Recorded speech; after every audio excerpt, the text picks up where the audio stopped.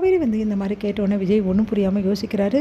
நதியா பழத்துக்கு நீங்கள் கொடுத்தீங்களே sir post கொடுத்துருக்கீங்களே, அதுக்கு நீங்கள் அட்வர்டைஸ்மெண்ட் வந்து பண்ணியிருக்கீங்களே சார், மாடலாக இருந்திருக்கீங்களே அப்படின்னு சொல்லிட்டு கேட்குறாங்க. அதெல்லாம் கேட்டுட்டு காவேரிக்கு எப்படி இந்த விஷயம் தெரிஞ்சுது அப்படின்னு சொல்லிட்டு சொன்னோன்னே யோசிக்கிறாரு. ஆமாங்க அப்படின்றாங்க. சார் சூப்பர் சார், நீங்கள் மாடலாகவும் இருந்திருக்கீங்க, பிஸ்னஸும் பண்ணுறீங்க, சரியான ஆள் தான் சார். நீங்கள் எத்தனை வருஷமாக சார் நீங்கள் மாடலிங் துறையில் இருக்கீங்க அப்படின்னு சொல்லிட்டு கேட்குறாங்க. ஏங்க அது வந்து ஒரு ஆட்காக பண்ணேங்க, அதுவும் வந்து அம்மாக்காக தான் பண்ணேன் அப்படின்னு. அம்மாக்காகவா, ஏன் அம்மாக்காகவா அப்படின்றாங்க. ஆமாம் அப்படின்றாரு. என்ன சொல்கிறீங்க நீங்கள் அப்படின்னோடனே அது வந்து அப்படி சொல்லிட்டு யோசிக்கிறாரு.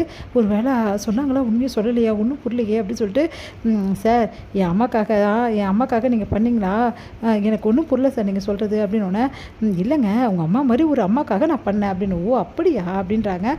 ஆமாம் அவங்க தான் ரொம்ப பாவம், அவங்க வந்து இந்த மாதிரி புதுசாக கம்பெனி ஆரம்பிக்கிறேன் நாங்கள், அதனால தான் நான் பண்ணேங்க. ஓ அப்படியாங்க, சரிங்க, நீங்கள் என் அம்மாக்காக பண்ணிங்கன்னு நானே ஒரு நிமிஷம் யோசிச்சுட்டேங்க அப்படின்றாங்க.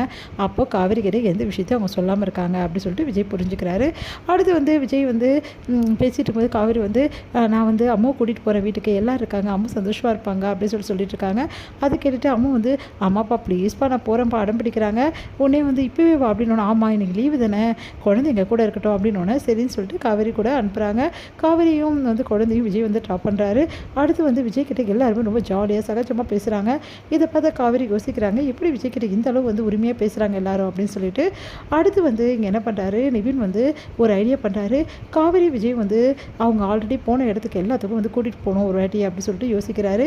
அவங்க 2 பேரும் தனியாக நிறைய விஷயங்கள் வந்து பேசணும், அதுக்காக தனிமையை ஏற்படுத்தணும் அவங்களுக்கு அப்படி சொல்லிட்டு யோசிக்கிறாரு. இது எப்படி முடியும் மாப்பிள்ள, காவேரிக்கு தான் வந்து அவர் கூட இருக்கவே பிடிக்கல, அவரை பார்த்தாவே பிடிக்கல, எப்படி இதெல்லாம் அப்படின்னு 2 பேரும் நிறைய விஷயங்கள் பேசணும், மன திறந்து பேசினா கண்டிப்பாக வந்து காவேரிக்கு விஜயை கண்டிப்பாக பிடிக்கும், அதுக்கான ஸ்பேஸை நம்ம தான் கொடுக்கணும் வந்து அத்தை அப்படின்னு சொல்கிறாங்க. அப்படியா சொல்கிறீங்க அப்படின்னு. ஆமாம் சரி எப்படி கொடுக்க முடியும், இங்கே வராரு குழந்தைய விடுறாரு போயிடுறாரு அவ்வளோதானே, மற்றபடி ஸ்கூலுக்கு வராரு குழந்தைய விடுறாரு போயிடுறாரு, இதுதான் பண்ணிகிட்ருக்காரு அப்படின்னு எல்லாரும் சொல்கிறாங்க. அதுக்கு தான் சொல்கிறேன், நம்ம எல்லோரும் பிக்னிக் போகலாம், அப்போது விஜயும் காவேரி ஒன்றா இருக்க மாதிரி ஏதாவது ஒரு சூழ்நிலையில் அவங்க 2 பேரும் தனியாக அமுச்சு விடலாம் அப்படின்றாங்க. மாப்பிள்ளை நீங்கள் சொல்கிறதுலாம் கரெக்டு தான், அப்போ எல்லோரும் போகலான்றீங்களா. ஆமாம் இங்கே பாருங்கள், எப்படியாவது விஜய்க்கு காவேரியை வந்து கல்யாணம் பண்ணியே ஆகணும், அதுக்கு காவேரிக்கு விஜயை பிடிச்சே ஆகணும், எப்படியாவது கட்டாயப்படுத்தி இதை சொல்லி அதை சொல்லி எதையாவது ஒன்று சொல்லி கல்யாணம் பண்ணியே ஆகணும் அப்படின்றாரு. மாப்பிள்ளை இதெல்லாம் நடக்குமா, நடந்து தான் ஆகணும் அத்தை, அதுக்கான முயற்சியை நம்ம பண்ணி தான் ஆகணும், இப்படியே இருந்தால் காவேரி இப்படியே தான் இருப்பா, அதுக்கப்புறம் விஜய்க்கு காவேரிக்கும் கல்யாணம் நடக்காது. சரிங்க மாப்பிள்ளை நீங்கள் சொல்கிற மாதிரியே நான் வந்து நாங்கள் வந்து பண்ணுறோம் அப்படி சொல்லணுன்னா சரி எல்லாருமே சேர்ந்து விஜய் ஃபேமிலி கூட முதல்ல போகலாம், டின்னருக்கு கூப்பிட்றாங்கல்ல, முதல்ல அவங்க வீட்டுக்கு போகலாம், அதுக்கப்புறம் ஒவ்வொரு விஷயமா வந்து சொல்லி காவேரிக்கு புரிய வைக்கலாம், அப்புறம் எல்லோரும் சேர்ந்து பிக்னிக்கும் போகலாம், வெளியும் போகலாம் அப்படின்ற மாதிரி சொல்கிறாங்க. சரிங்க மாப்பிள்ளை நீங்கள் சொல்கிற மாதிரி செஞ்சிடலாம், எப்படியாவது காவேரி வந்து மாப்பிள்ளை கூட சேர்ந்தால் எங்களுக்கு அது போதும் அப்படின்றாங்க. சேர வச்சிருவோம் அத்தை, நீங்கள் கவலைப்படாதீங்க, நாங்களாம் எதுக்கு இருக்கோம் அப்படின்றாங்க.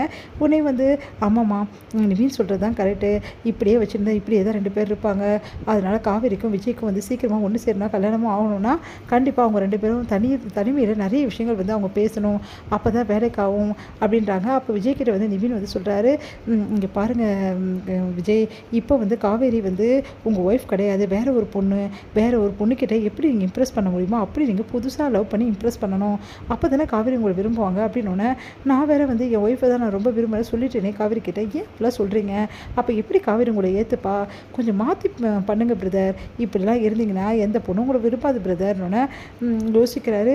உண்மையெல்லாம் சொல்லக்கூடாது பிரதர், கொஞ்சம் பொய்யும் சேர்த்து சொல்லணுன்னொன்னே சிரிக்கிறாரு. நீங்களா இப்படி பேசுகிறீங்க அப்படின்னு விஜய்.